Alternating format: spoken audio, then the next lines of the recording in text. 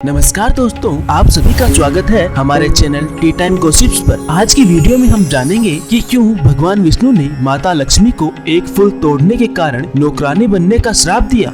कथा के अनुसार एक बार भगवान विष्णु शेषनाग पर बैठे बैठे बोर हो गए और फिर उन्होंने मन ही मन पृथ्वीलोक के भ्रमण का निश्चय किया। वैसे तो कई वर्ष हो गए थे उन्हें धरती लोक पर आए हुए, इसीलिए वो अपनी तैयारी में लग गए। उधर भगवान विष्णु को तैयारी करता देख माता लक्ष्मी ने उनसे पूछा, स्वामी आज सुबह सुबह कहाँ जाने की तैयारी हो रही है? तब भगवान विष्णु ने माता लक्ष्मी से कहा कि हे प्रिय, मैं पृथ्वीलोक के भ्रमण पर जा रहा हूँ। तब माता लक्ष्मी ने कहा, स्वामी क्या मैं भी आपके साथ चल सकती हूँ? फिर भगवान विष्णु ने कुछ पल चिंतन करने के बाद कहा, हे देवी, आप मेरे साथ धरती लोक पर भ्रमण करने के लिए तो चल सकती हैं, परंतु आपको मेरी एक शर्त माननी होगी। उसके बाद माता लक्ष्मी बोली, हे स्वामी, मैं आपके साथ धरती लोक पर चलने के लिए कोई भी शर्त मानने के लिए तैयार हूँ, आप शर्त तो बताइए। तब भगवान विष्णु ने कहा, प्रिय, मेरी शर्त के अनुसार आप धरती लोक पर उत्तर दिशा की ओर मत देखिएगा। उसके बाद माता लक्ष्मी ने विष्णु जी की शर्त को स्वीकार कर लिया और फिर दोनों धरती लोक के लिए प्रस्थान कर गए।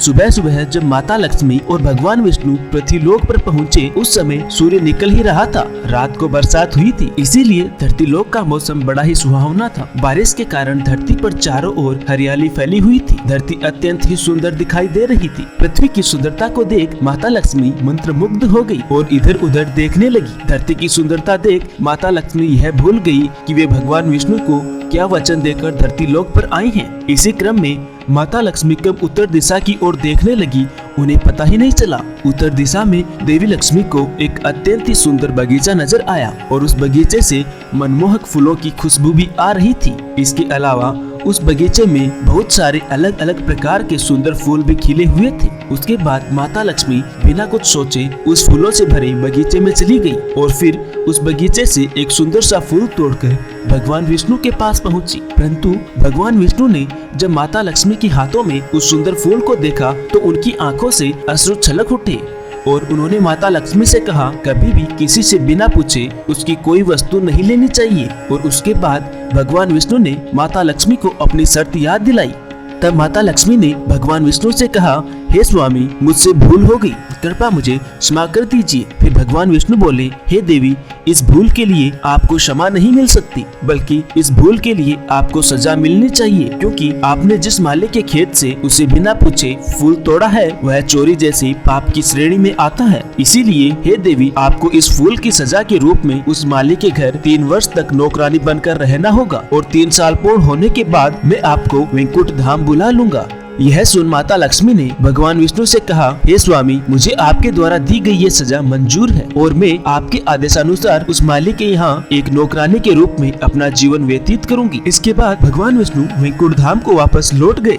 उधर भगवान विष्णु के वैकुंठ धाम लौटने के पश्चात माता लक्ष्मी एक गरीब कन्या का रूप धारण कर उस मालिक के घर पहुंची। वहां पहुंचकर माता लक्ष्मी ने देखा कि उस मालिक के पास घर के नाम पर एक छोटी सी टूटी हुई झोपड़ी थी और उस मालिक का नाम माधव था। माधव उस टूटी हुई झोपड़ी में अपनी पत्नी, 3 बेटियों और 2 बेटों के साथ रहता था। वे सभी उस बगीचे में काम करके किसी तरह अपना गुजारा करते थे। फिर जब माता लक्ष्मी एक गरीब कन्या के रूप में झोपड़ी के आंगन में पहुंची तो माधव ने पूछा, बेटी तुम कौन हो और यहाँ किस लिए आई हो?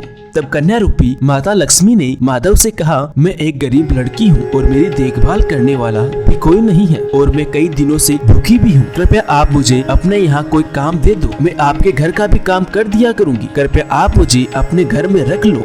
माधव बहुत ही भला इंसान था, उसे उस लड़की की बातें सुनकर दया आ गई। फिर माधव ने कन्या रूपी माता लक्ष्मी से कहा, बेटी, मैं तो एक गरीब माली हूँ, अपनी कमाई से बड़ी ही मुश्किल से मैं अपने घर का गुजारा कर पाता हूँ, परंतु अगर मेरी 3 की जगह 4 बेटियाँ होती तो भी मुझे इसी कमाई में किसी तरह गुजारा करना पड़ता। इसीलिए अगर तुम मेरी बेटी बनकर मेरे घर में रहना चाहती हो तो रह सकती हो, जैसा हम लोग रूखा सूखा खाकर रहते हैं। अगर तुम वो खाकर यहाँ खुश रह सकती हो तो अंदर आ जाओ।